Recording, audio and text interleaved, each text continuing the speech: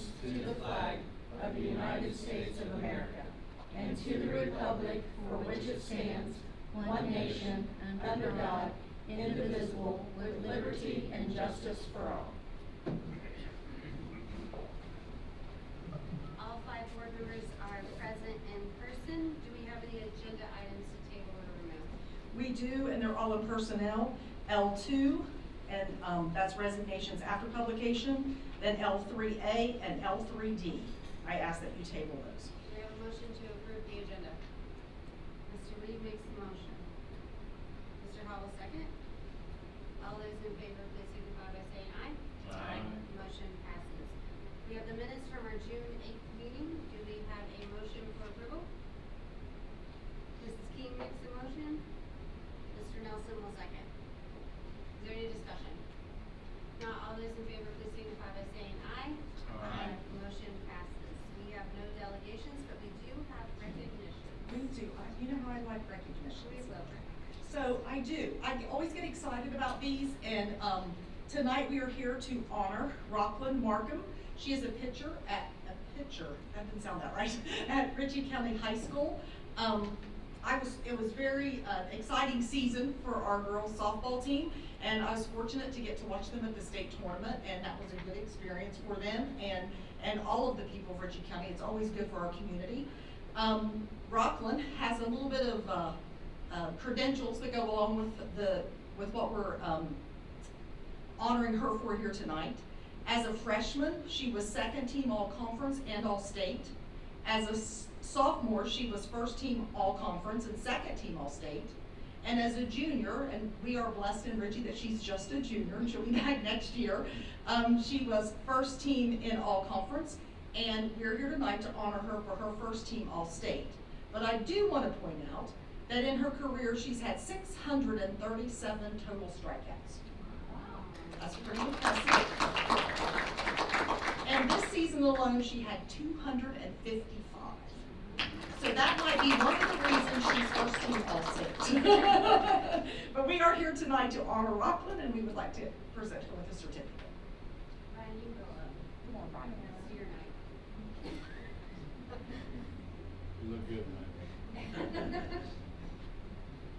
Come on. And if the parents want to take pictures, this is Catherine. You come up there. Congratulations. It was a joy watching you. Ryan's going to get our picture too.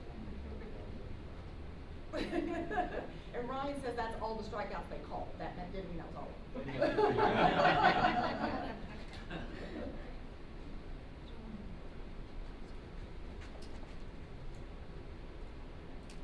Now, I watched one of the games with your grandma. Good job. I don't know that I knew that. We do appreciate you all coming in this evening and giving us the opportunity to honor her for her accomplishments. We look forward to next year. That's it. And next, we would like to honor Ryan Reed, Board of Education member. So tonight, I would like to recognize Ryan Reed for his dedicated service as a member of our Board of Education. Over the past 8 years, Ryan has served with humility, integrity, and a genuine commitment to the success of our students. His work has always reflected a deep respect for children, families, and the responsibilities of a public service. Ryan has been a positive role model for everyone who has had the opportunity to serve alongside him. His steady leadership, thoughtful perspective, and willingness to listen have had a meaningful impact on our school system. We are grateful for his dedication and the difference he has made in the lives of our students and staff. And we as a collective group have truly enjoyed working with Ryan. And just as Denny says, he was one of mine. I had him in school. I was her favorite. Does that make me old? I told him earlier, I said, I don't know any stories about Ryan. I do, you're just. I know, I remember. I know many stories about Ryan. But we would like to congratulate him, and we have a couple of little things to give him this evening. Would you like to say anything? Well, Into this the wasn't, mic? Sorry, I get that look. that's telling me to behave what I say too. This wasn't what I planned. I really wanted to further some more years with this, but things changed outside of here where I work, so they set the new tone of what I must follow. I had to make the choice, you know, keep employment where I'm at, or resign to run here longer. And I had to choose what was best for me and my family. So anyways, it was a great 8 years, and Jenny, keep on eating food at the You know, I'll miss you there. Yeah, and all your comments about the food. We'll send you pictures. Oh, yeah. I still have all your texts, so if I'm mad, I'm gonna be texting. Well, I don't think we can thank Ryan enough because it really helped turn the county around. I remember, say years ago, Ryan and Misty and I got together, and we decided we'd run together and help Tori and Betsy out, and I think we were a big help. Yeah, it's going quickly. And when you look at the other counties and you read about some of the stuff that's going on with, you know, we not get into the details, you realize that Ritchie's really got his stuff together. Right. Yeah, thank you for saying stuff. Yeah, me too. See, I had him in school. He was concerned for a second. Just a second. No, it's been an honor and a privilege to serve with you, and not only have you always been a voice for many people in the county, you know, you will have a whole different group that talks to you than some of us, so that's great. Especially, no offense, the baseball crowd sometimes gets and softball, they get a little vocal at times. And you've always been able to bring all of those comments forward, and it's been a privilege just to get to know you more. And thank you for being the vice president, filling in whenever I'm not here. I didn't mess too many things up. You did wonderful. I think Misty was not real thrilled with it the other night. She did fine. Just got a wing.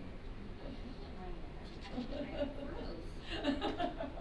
We would like to give you a little photo collage of us, that thing on the back of my phone. Come on, Jenny. All right. Well, we go. And if it's okay, I'd like to invite the directors up. I invited them all to come this evening in support of you, so the directors that are here will join us too. Lori said she made that plate.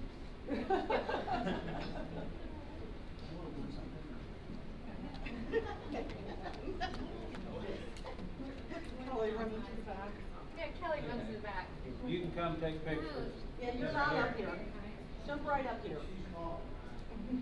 Hi. Can you get us all? Kelly, I can't see you. How's that? Yeah, I do. It takes a lot better pictures.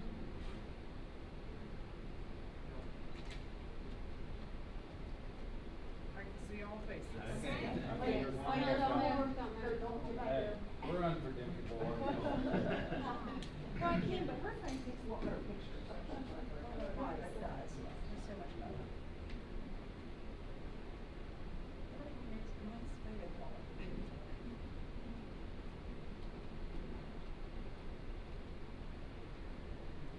Thank you very much. Oh, wow, I can't beat that. Those are nice. Yeah. I took a lot of selfies. Yes.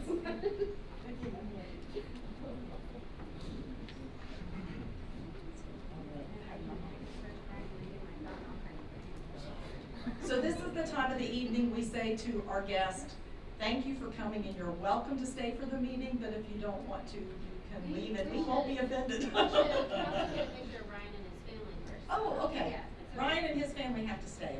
We want to get a photo. Well, we want to get a photo. Another photo with me. Photos. Ryan, there's another photo. Thank you guys for coming. Thank you. Yeah, thank you. You're welcome.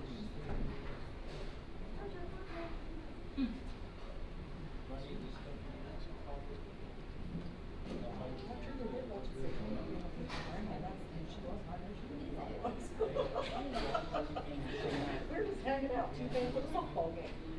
Come on, Mom and Dad, and Okay. you want it here? Or is this okay? Yep. Mom and Dad, There we go. kids, well, how about the game? Like this time. We're sorry for the late notice, but we're so glad you were able to come. I'm gonna hide it behind. Well, don't let him hide there. I'm gonna hide it behind.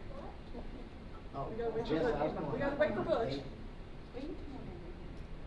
Butch, where you at? We're going to go this way. We'll go this way. Butch is staying there. Not sure where Butch is going. Hop in here, it's up here, I don't know. Here, Butch, you can stand here in front. And you can come up front too. Yeah, get your cane out of it. She can't hide We there. can't hide her. Set them off. Come in here, there you go.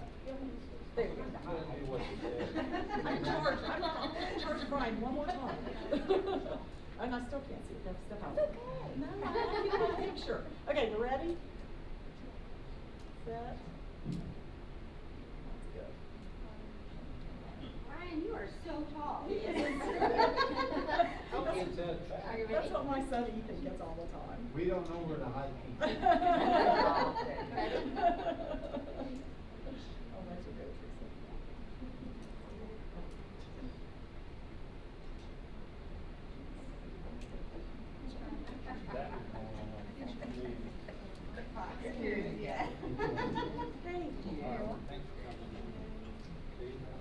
Thank you all for coming. You can stay if you want. Yeah, you can take some cake on the road too. You know, snack, grab a cookie.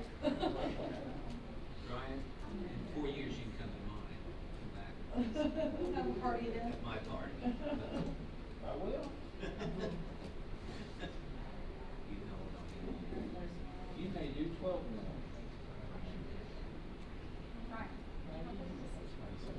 Oh, thank you, thank you. I'll bring him with So me. I think this is my last time. Thank you, guys. Thank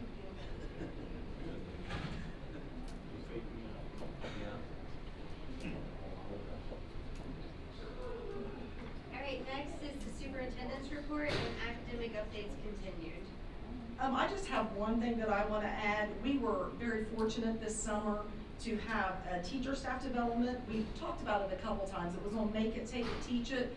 It had a lot of topics that dealt with AI and using different programs in making your lesson plans better, being more creative with your design approach to lesson plans. We had about 40 teachers attend, and I was able, over the last couple of weeks, to read the evaluations and their reflection from attending those, and they were 100% positive that it was a good experience for them, that there was something that they learned, and it actually kind of stood with its name. What they learned there, they were able to make and be able to teach it in their classroom. And so I thought that we should give a shout out that ended up being a very productive and a good training. We had Hillary with Advantage do a few of the trainings. She does an excellent job. And the very first one that we always do is on the safety, how to use it appropriately, and making sure that we had a good structure. And in the fall, we're gonna bring her back, and she's going to do a very similar training for our service personnel, and then we are going to use her in some classrooms with students as well. She does an excellent job with one of the companies that we work with. So I just wanted to give, and we appreciate the staff that took the time this summer to come in and work with the programs. So I just wanted to mention that. That's all I have tonight. Well, it's nice to have an academic update in the summer. Yes. All right, thank you so much. Any questions for the superintendent? Brian, any tough questions tonight? No? questions. Okay. Up next, we have director report, and we are going to start with, or we just have Jacob Clevenger, which is the one and only. They truly all came from Ryan's party.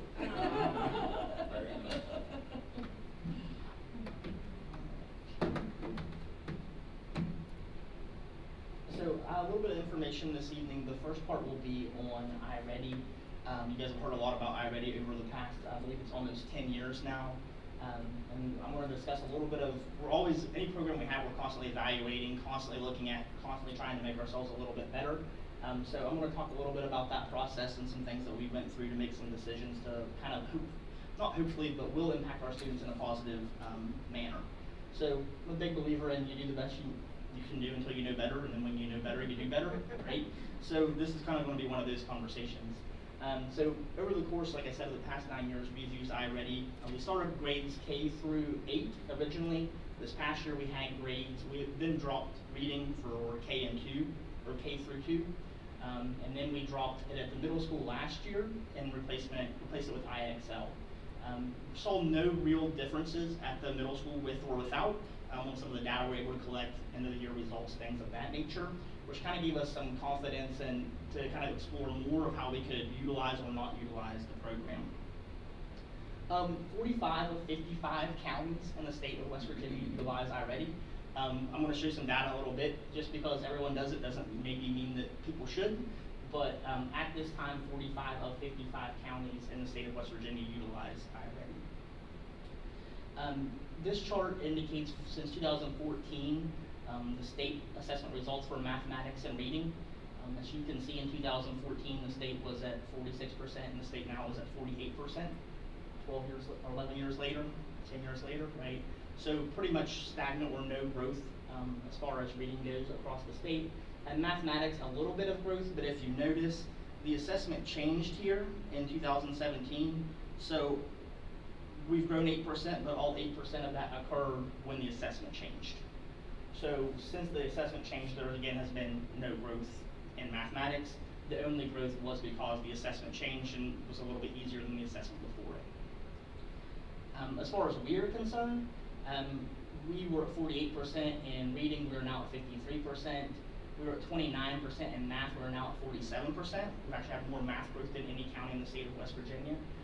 You can see some of that growth was before due to the assessment, right? But then we've continued to grow past that point as well, particularly after COVID, and particularly the past couple of years with the new math series and things like that. So we're kind of getting a feel for things that work and what it looks like. This chart is purposely hard to read.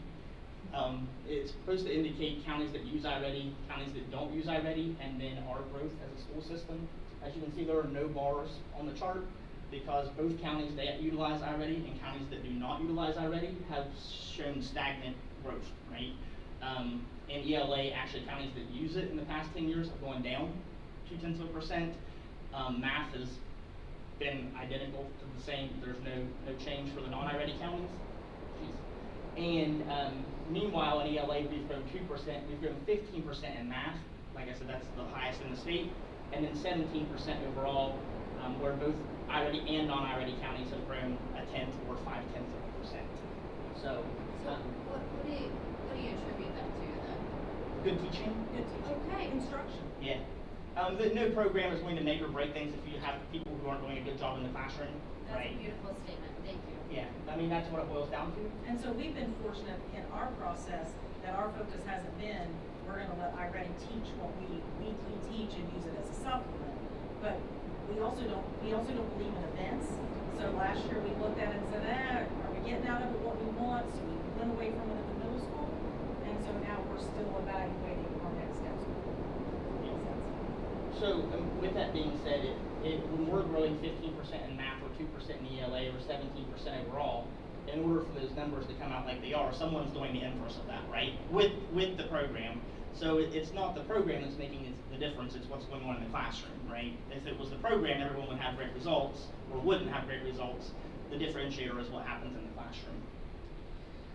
So kind of what we need to find and what we're looking for in order to make this process better for our kids. Grades K and Q, we've already done this in literacy, but we need to with numeracy as well. Is to focus on it with precision. We know with literacy there are certain indicators that this is what a kid can do at this age, this is what they need to help them, and we can really get in there and target things. And then grades 3 through 8, using the state platform. When Ritchie County Schools adopted iReady in 2017, the state did not have a benchmarking process. So the only way you could get benchmarking data was to use something like iReady or a program like that. Now the exact platform that we use for the GSA, they have a beginning of the year assessment, they have a middle of the year assessment, and all of those, and we'll talk about it a little bit. And it was there as well with the unified goal of the projections and things that we've done over the years and gotten really, really good at. We don't have to do because the assessments are identical. So there's no, well, we think they'll do this, we think they'll do that. We will know because the assessment is the same each time, and we can kind of build on that and adjust our instruction and match what the kids will need in the classrooms. And we like the fact that with that same platform, the GSA platform, not only are the assessments the same, the tools are the same. Yeah, and that's so the students get more practice using the tools, but they will also have to use them. yeah, for sure. So assessment-wise, as you guys have heard a lot, DIBELS is a term you've heard. The platform is M-Class that we use for that. We've heard a lot about the letter naming fluency, things of that nature over the years. An option that we're exploring using and would like to use is a cadence math. It is the same exact process with short 1-minute assessments, but for indicators for early numeracy. So I may butcher some of these because I've been doing DIBELS for years and I've done this for a couple of days. But beginning quantity discrimination, so which more or less, right? Which has more, which has less. Number identification, so do they know what a 1 looks like, a 2, a 3, a 4, a 5. Next number fluency, so if there's a gap in a sequence, can they fill it in? Advanced quantity discrimination, so bigger quantities. And then they have computation and missing number factors as well. So if there's a math problem and a number's missing, can they fill that in instead of just doing a normal math problem? Those are kind of the indicators early on where iReady would give us something like they're low in geometry or they're low in numbers and operations. We can really get down to the nitty-gritty of what they need and therefore fix it before it becomes a bigger issue later on. And we talked about before the difference being instruction. So 8 days of instruction we would be able to recoup with this. So over the course of the year, by the time they do their minutes and they do their assessments, our kids spent roughly 8 days of instruction on iReady over the course of a school year. It doesn't seem like a lot in the grand scheme of things, but if you just give them 8 straight days, right, that's a lot of time.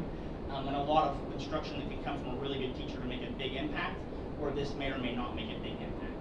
So again, we want to take that from passive with them on a screen to them being engaged with the teacher, and then replacing the kind of software component with small groups led by either teachers or classroom aides. I mentioned before, but again, the projections. In the past, we've kind of been an apples to oranges comparison of here's where we think we'll be and here's why, and this will allow us to see exactly where we will be, have consistent language across, so we don't have to change terminology or categories for things like that. Platform confidence, as Mrs. Hott said, the tools on there, so if you can use a highlighter, you can use a dictionary, you can use a calculator, they're the exact same tools each time. So it's not like when they get to that assessment at the end of the year, it's their first time seeing a tool that they'll be using. So that's a major benefit for our kids in grades 3 through 8. And of course the item rigor and the assessment questions being the same platform as they had before as well. And then as I mentioned, the precision of being able to get in and look. We've done a lot of work with DIBELS. We know when a kid comes into kindergarten, if they're at this level, we know they need X, Y, and Z to get them where we need them to be. We've had data to prove over years of our capability to work in that kind of system. So we need that same thing for numeracy to be able to tell what these kids need and to prevent those. Even though we're doing really well in math, there's always room to improve, and that's kind of an area that we've identified. And then financially, we've spent several dollars over the years on iReady. And I think at the time, it was what we needed. It was needed. Yeah. You have to have an assessment. Right. You have to be able to get data. There wasn't a version the state provided. And so until they caught up, iReady was the And that's why 45 of 55 counties use it, and why a lot of counties will continue to use it because of comfortability and things like that as well. But as we've shared with you all, we believe that if you don't evaluate every tool that you use with students every year, then you start hearing, we do it because that's what we've always done. And so I think that we have done a nice job of even teaching our principals. If you've got a program in your building, if it's just there because it's there, evaluate it. Make sure it's still, that it is still successful and impactful, because you just don't, there's too much that needs to be done to focus on something that's not helping as much as you need it to. Right, yeah. So some of the things we know, over the years we've needed a core phonics program. There haven't been good ones. We've hunted, we've searched. 95% group that we do a lot of our intervention work with has a tier 1, which means classroom level of that. So instead of waiting for the kids that need help, we're going to get ahead of it and make sure they don't need the help. Spring Math is also a foundational math program that gives them some of the fact fluency and things like that they need for higher level math skills down the road. And then just high quality PD for the teachers around best classroom practices. If we know there are things that are working in teachers' classrooms, we're redesigning our walkthrough tools to know, okay, teacher X is really effective, what are they doing? Let's make sure the rest of the teachers have the same training and resources that that teacher has. So just a little bit of adjusting on what we're able to do based on that as well. And then those strategic shifts, just overall, the projections versus guesswork, and then the apples-to-apples comparisons, loss of instructional time, more time for high-quality instruction, and then the generic placements versus precisional foundational data. And then just to have an idea of the assessment timeline on that, we would be able to give the assessment that is identical to the GSA in August, a couple weeks after kids are back, progress monitor between then and December, do it again in December or January, and then progress monitor based on that data between February and April, and then take the assessment again in May. So if there are areas in either August or January that we're not where we feel we should be, we can target it between those times, give more specific instructions to students, and kind of meet their needs a little bit better than we were able to in the past. Any questions on that? Because the next we're going on to something different, but anything that anyone has questions about on that process? So you're still gonna have a beginning of year, Yes. mid-year, and an end of year Yes. assessment. So we will still be able to have similar. We'll have the same reporting. conversations and reporting like we've had in the past, that will just be coming from a different platform. And it is an approved platform because it Yeah. is from the state, it's the GSA. So And the cadence map is as well for K2. So you have options that you pick for screeners, and because we now, 3 times a year, also have to report that data to the state. And so you have to have screeners that are in line with their cut scores that they have. And that product is that, it does give you that. And I think one of the things that we had decided years ago, that probably maybe even we were still working with CNI as well, was that we had too many tools. Yes. Yeah. And we weren't using any of them as effectively as we possibly could, so we pared down to specific tools. So this is still gonna be a platform that's used across the county, no matter what school. Yeah. And so all the students will get the same Yes. opportunity. Yeah, so everything will be identical to the process we've had in the past. It's just a platform. Instead of them taking a beginning, middle, and end of the year iReady assessment, they'll take a beginning, middle, and end of year Cambium assessment. That is on, but the difference is that the Cambium assessment is the exact same assessment they take for the GSA. Same platform, same tools, same everything. Where iReady was a completely different thing, right? Plus there was the side where in order to make it work, you had to spend 45 minutes a week, or you had to spend for all these different subjects. Where we know, and have shown in the data, that what's going to make a difference is what a teacher does in the classroom, right? So we're able to focus on that, focus on those teachers that we know need support them, and that result will take care of itself. And we've done the middle of the year assessment on this already. The only change for us will be doing the beginning of the year assessment to go with it, and then of course not doing the. So we've done we talked about the benchmark in the middle of the year before for GSA. It is that, but there's also one at the beginning of the year as well. So explain to them when you have the tools that come with the GSA and what we can do. You have benchmarks, explain what all is available for us to use during the year. So we'll take the benchmark, like I said, the end of August, so a couple weeks after school comes back. That will give us very specific reports for each grade level, each standard, each domain that they have to cover. From that, they have what are called modules within there, and the modules will be something very specific, like numbers and operations, but a certain standard or proportion of numbers and operations. It will tell us where we're high at, where we're low at, and then we can use those modules strategically throughout the year to, once we've taught the concept in the classroom, to circle back and say, okay, we've taught this now, let's reassess this and see what kind of progress we're making on that before we take the benchmark. And then once we take the benchmark, okay, we scored here, now we're here, but we still need a little bit of room, do the same process before we take the final assessment at the end of the year. So it's still individualized per student, Yeah. and it still keeps coming back to help them improve the same core things that they need to strengthen? Yeah, the only difference is Based on the standards. based on the standards, yes. So we'll have to do a little bit of work on our end to make sure, and our teachers already do this from the benchmark assessments that they do, but it's not like take this assessment on iReady and then go sit in front of a screen and the screen will teach you. It's we're taking this data, we're analyzing it and getting the reports from the system and then providing lessons to strengthen, because typically it's not a one-off student, it's a collection of things. So we will no longer be relying on an iPad to kind of teach them or a program to teach them, adjusting that more into being one-on-one, face-to-face instructional teachers, which is what we know kids respond to. It sounds like the students will really enjoy that.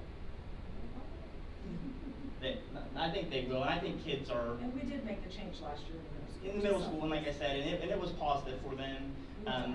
I think it will be positive for them as well. They will have IXL as a tool as well in the elementary schools. It just won't be the assessment that they take. The assessments will be the ones that we mentioned. So. And so you'll continue to assess this new process next year to see if it is working, I'm assuming. Absolutely. And my career depends on it, so. Mention that to him. I'm just kidding. Walk out on a limb. All right. That's why I'm one of these ones, we've gone slow with this, and everything that we put in place, I always tell them, we don't want events in education. We want to slowly go at it so we can make sure that we are successful, because these are children, and that is their education we're dealing with, and we want to make good choices. And so we feel like that we have looked at this, analyzed it, and have gone through the steps, have the support of our leadership team, the principals, and have spent some time on what our next steps will be. Yeah. So, It's something we've been looking at for, it's not an overnight process, right? it's been a while. Yeah. So the other thing I want to mention briefly is county enrollment.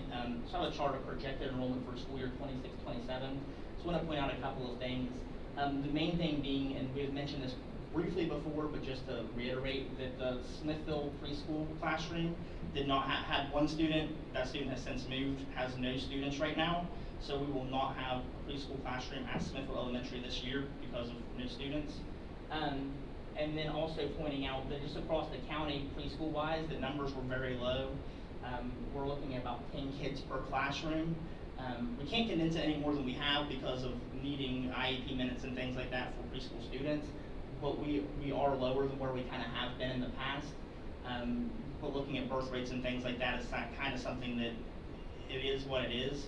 And especially in a county where population has decreased and has an older aging population, and birth rates and things of that nature as well. And then also pointing out that third grade wise, it's kind of an anomaly for us, but you can see the kindergarten kind of looks the same. So we'll kind of keep an eye on things and see what the new norm of things is with some of the different school choice options and things like that are out there. But we're down to 68 kids in third grade this year, which is our lowest, with the exception of kindergarten, and that will be higher probably because we get a few more kids closer to school. But the third grade classroom, you can see with the average class size down to 13.6 for them. And it, like Creed only has 26, Harrisville has 28, and Smithville has 14, so pretty consistent across the board of lower numbers for our third graders compared to where you see some of the 80s in the other grade levels. So we'll keep an eye on the kindergarten as well, just to see if that 60-ish number is the new norm, or if that'll bounce back to the 80 number that we're kind of accustomed to. Across the county, most of ours are in the 70 to 80 range, for most, with the exception of the 6th grade this year that has 91, I believe. 6th grade's big. Yeah, there was one class that was really big. So I just kind of wanted to give you that information so that you had it, and mainly to point out that the Smithville preschool situation, that there would not be a preschool there this year. And there's right now nothing that has to change because of that. There's no one that needs transported. There's no one that needs anything like that because there was no one. So we'll kind of keep an eye on that and see as we go into next year what kids will get an earlier start and kind of see child find wise what may be out there. But with the birth rates and things that we have seen, it may be something they kind of expected. Those numbers will continue to be a little bit lower. So how many did you have in preschool this year? Take Smithville. 20. So this was not anticipated to go from 20 to No, we had, it was full this year, all of our classrooms. I think across the county we had around 80 some that were in preschool this year, so about half of that. A few reasons for that, but the main one being just that the birth rates aren't there. And when we look at those charts, we would look at birth rates of having, I think the year where we had 91 kids, I think I showed you guys this maybe at a previous meeting, we had 116 possible kids that were born that could be in school that year, and we had 91 of them. Well, these years that we have coming out, that number instead of being 116 is like 78 or 81, or so you're not going to get all of them. So we're looking to be somewhere in that 70, 65 range. And you're not going to get all of them because some move away. Some move away, yeah, a million reasons why. So kind of something that we've got our eye on for sure. Now, the 43 could be higher still, because you're going to, Yeah. you may have some 3-year-olds. We may have 3-year-olds that enroll throughout the year, but by the end of the year, my expectation would be that it would creep up to 50, maybe. I think we had 7 or 8 3-year-olds enrolled last year, so it may get to 50 by the end of the year, or slightly higher, but probably not near that 68 mark that kindergarten has. And then some people won't send their kid until kindergarten, so that's a factor as well.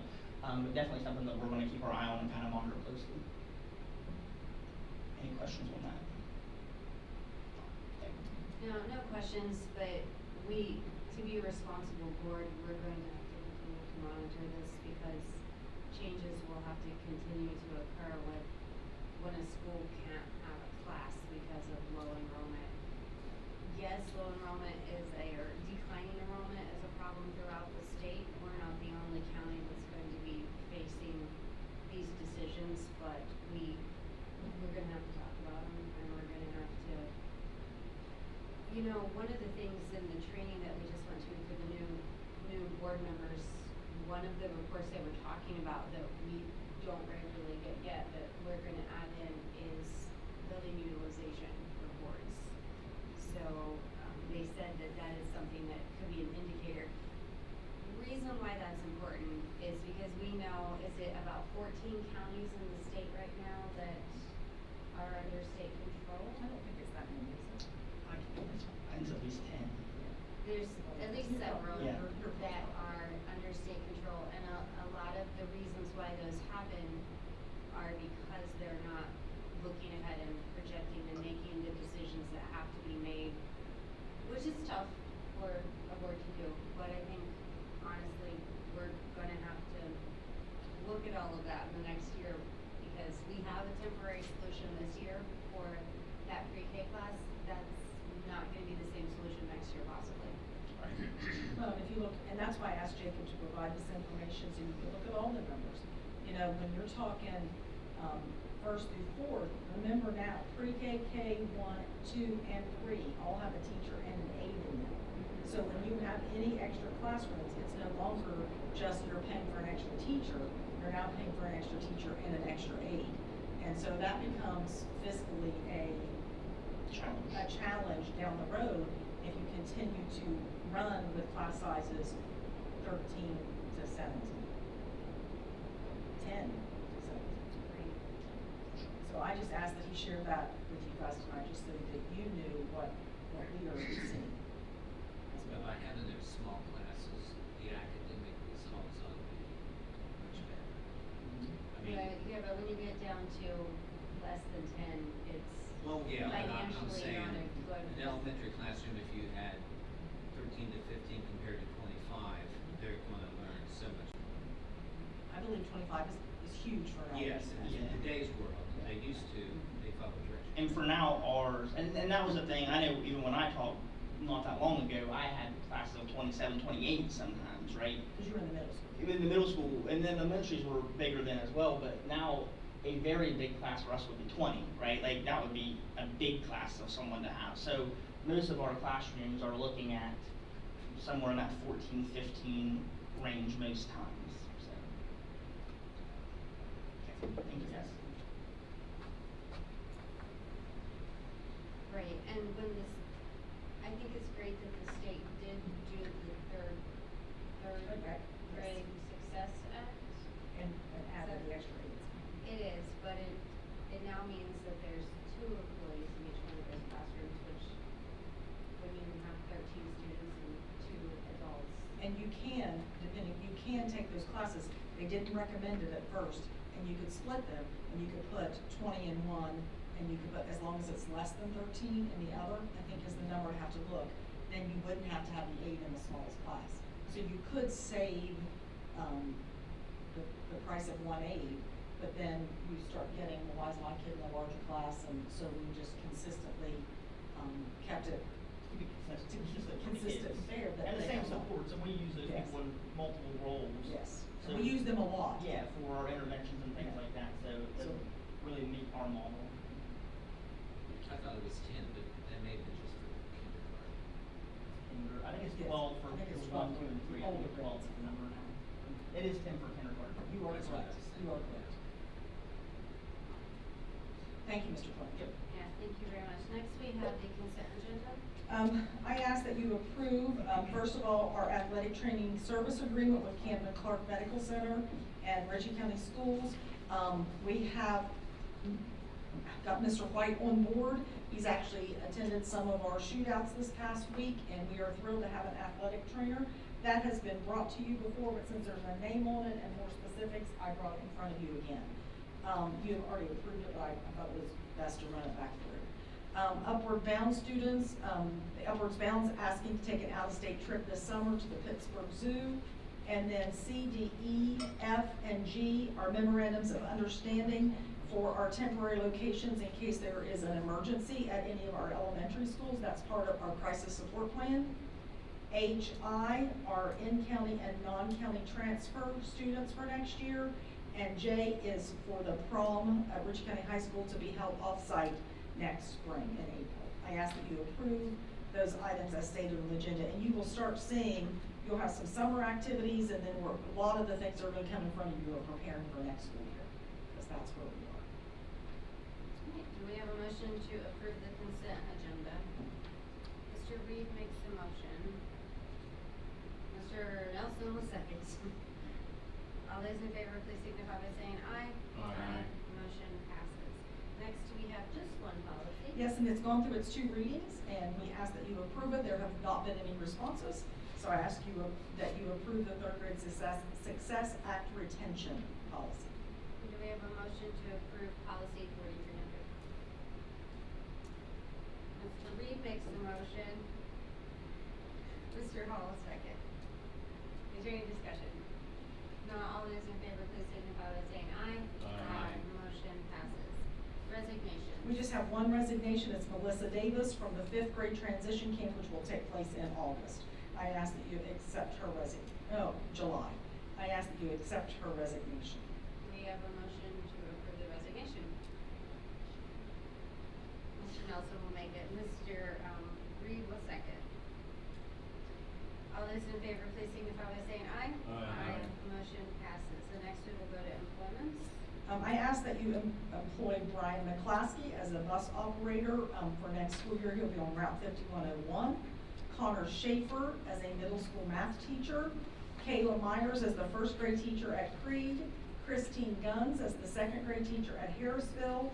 Jacqueline Shaw as a substitute teacher. Dina Cunningham as a restricted sub, and then Corey Farley as a non-paid assistant football coach. I ask that you approve those as stated on the record. We just noticed it. We didn't catch it. You guys may want to. Great, you guys want to correct the lettering, E, F, G, H, I. You guys got that? All right. No, that's fine, I was just. No, there's no reason. So under personnel, we have L, 3, B, and C, and then with corrected lettering E through I, do we have a motion for approval of those? Mr. Reed makes a motion. Mr. Hall, a second. All in favor, please signify by saying aye. Aye. Motion passes. So next we have payment of the bills in the amount of $689,018.63. Do we have a motion to pay the bills? Mr. Reed makes the motion. Mrs. King will second. Is there any discussion? Not all those in favor, please signify by saying aye. Aye. Motion passes. Next we have financial requests for approval. We do have supplements and transfers. The supplements, there's a tuition reimbursement in critical need that is listed. The West Virginia Impact Literacy Coaching Position Grant is listed. CPR Training for High School Students Grant, Educator Pilot Program Grant, Food Service Revenue Match Grant, and Math Numeracy Grant. So we have a number of grants that are listed as supplements, and we just have 2 transfers, and they are both vocational block grant transfers. And then also in finance, I ask that you approve Lake Crest Construction out of Fairmont. They are the sealed bid award winners for the ADA parking and patio at Ritchie County High School, and then the amount of $615,700. And I ask that you approve that pending all post-bid paperwork. I will let you know that that project came in significantly under budget. So that was a big win today. I ask that you approve those 4 items as listed on the agenda under finance. All right, do we have a motion to approve the financial request? Mrs. King makes the motion, Mr. Reed will second. Is there any discussion? If not, all those in favor, please signify by saying aye. Aye. Motion passes. And next, we have to conduct the evaluation of Superintendent Hott, so we will go, I would like to entertain a motion to go into executive session. And we will also do the board self-appraisal in the same executive session. So the time is 6:50. Do we have a motion to go into executive session? Mr. Reed makes the motion, Mr. Hall will second. All those in favor, please signify by saying aye. Aye. Motion passes. We will now enter into executive session.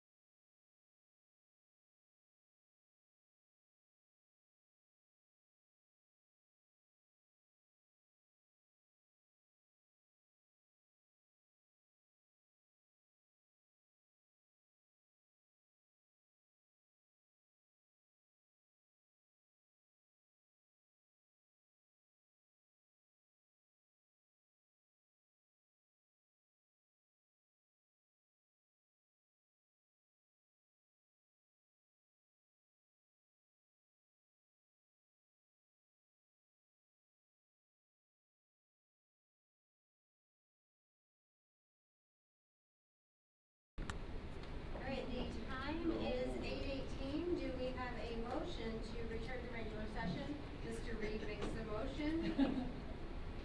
Mrs. King will second. All those in favor, please signify by saying aye. Aye. We are now returning to regular session. In executive session today, we did conduct the annual evaluation of a robot superintendent of schools. She did a presentation on her goals, and then we had a chance to reflect on that.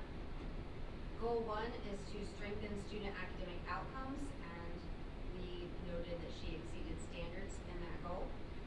And the second goal was to enhance operational effectiveness and leadership capacity, and we also noted that the superintendent exceeded standards in that goal. And for our community comment, we will say Superintendent Ha exhibits thoughtful, strategic leadership focused on building sustainable systems that support student achievement.